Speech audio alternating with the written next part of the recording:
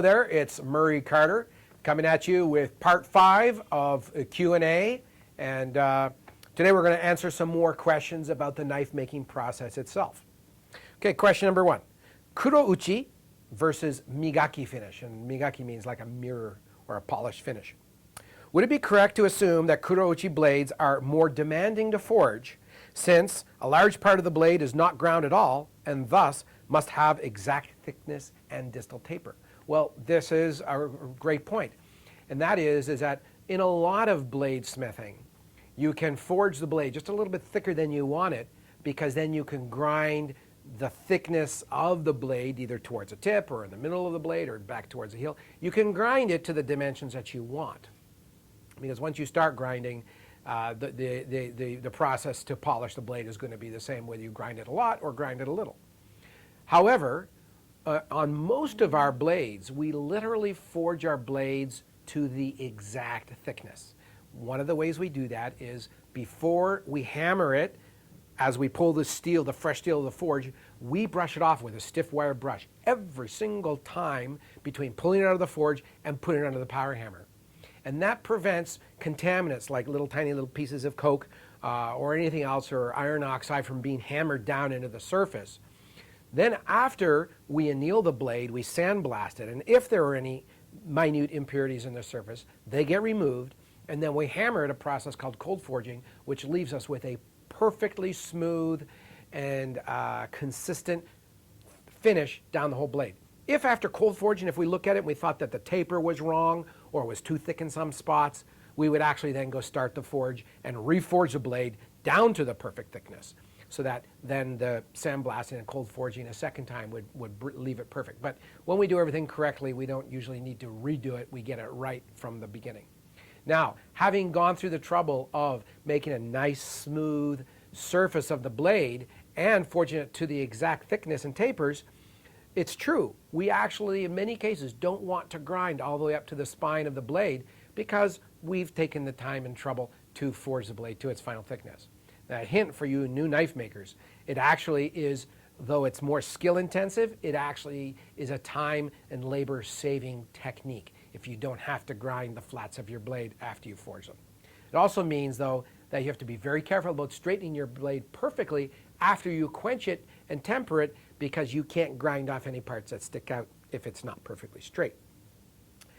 Now, the high polish, we offer high polish options even though we take all that trouble to forge our blades down to the final thickness. And we have our high grade series and we have our stainless Fukugo's polish series. And then we have our Damascus, which of course we grind all the way up to the spine before we etch them. And that is extra work, and it looks like a more refined blade. They're more expensive because of the time and techniques that it takes to do that.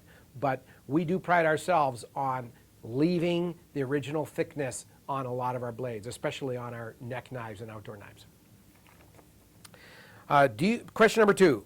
Do you have a philosophy and or a particular design idea of how you distribute the weight over the length of the knife, including the handle, and where you position the center of mass?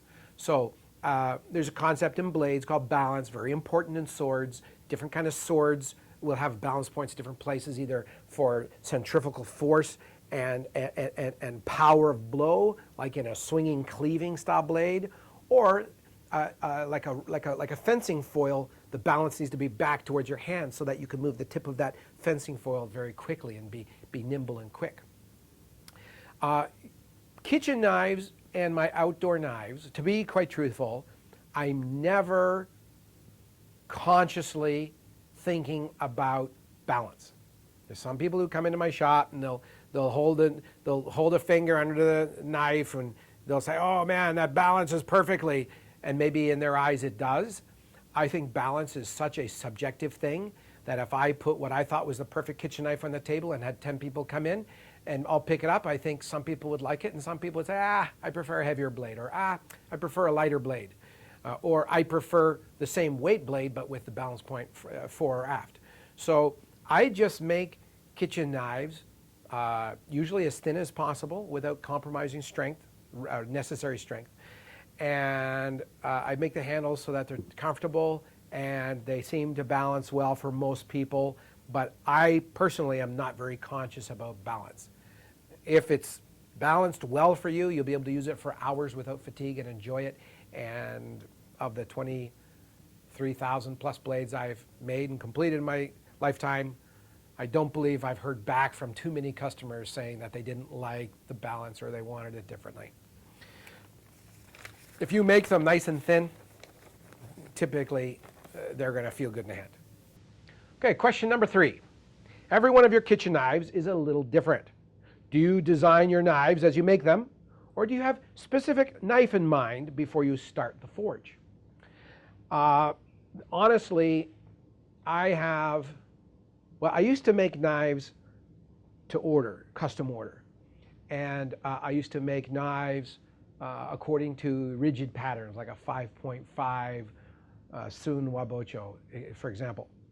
And I found that the day I stopped taking custom orders and the day I stopped trying to make exact size or shapes of knives, that my whole bladesmithing experience positively changed, and the quality of my knives improved because I was no longer fixated on these dimensions, and instead I was only fixated on metallurgy.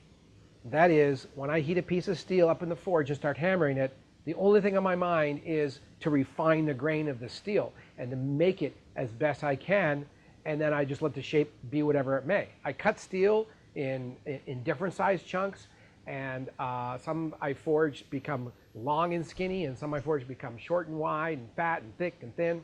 But you know what? I don't mind any of that because I have so many patterns and so many concepts of knives that I know I can always make a great knife out of the steel I'm forging.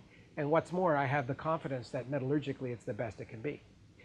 If you're a new knife maker, you don't want to be so focused on getting a knife, like the tip of the knife up or down, or getting it just exactly so, and end up heating the steel so many times and maybe even at high temperatures in order to get the exact shape you want and lose focus of the metallurgy. So the answer to the question is I let every knife be what it wants to be, and I just forge it, and I guess subconsciously I exercise some control over it, but for the most part I'm just hammering blades under the power hammer and trying to refine the grain of the steel. Okay, and question number 4.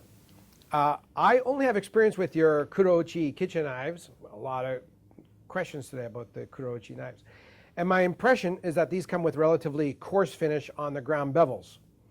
And I have noticed that this may cause drag in certain foods. My Kuroi Funayuki was eventually refinished, and it gained in performance after a mirror finish was put on the bevels. For sure that if you buy a Kuroi finish knife from us, that if you take it to like a 1,000 grit stone and then a 6,000 grit stone and sharpen it, you actually will gain a little bit of performance because the drag coefficient cutting through foods will be reduced a little bit as the surface polishes up and shines up. That's a great point, and it just goes to show that in Japan, when knives are sold, the understanding is that the purchaser of the knife will have stones and will periodically sharpen it and thin it down and keep it in best condition. And the advantage is that even though they cut great out of the box, probably better than anything you've ever had before, you can even increase the performance of the knife yourself through regular maintenance of it. And of course, we have our Blade Sharpening Fundamentals DVD that will teach you everything you need to know to do that. So isn't that exciting? You can get a brand new knife, and through your own elbow grease and mastery of sharpening, you can even increase the performance. So we've run out of time today for part 5 of our Q&A. This is Murray Carter from Carter Cutlery saying stay sharp.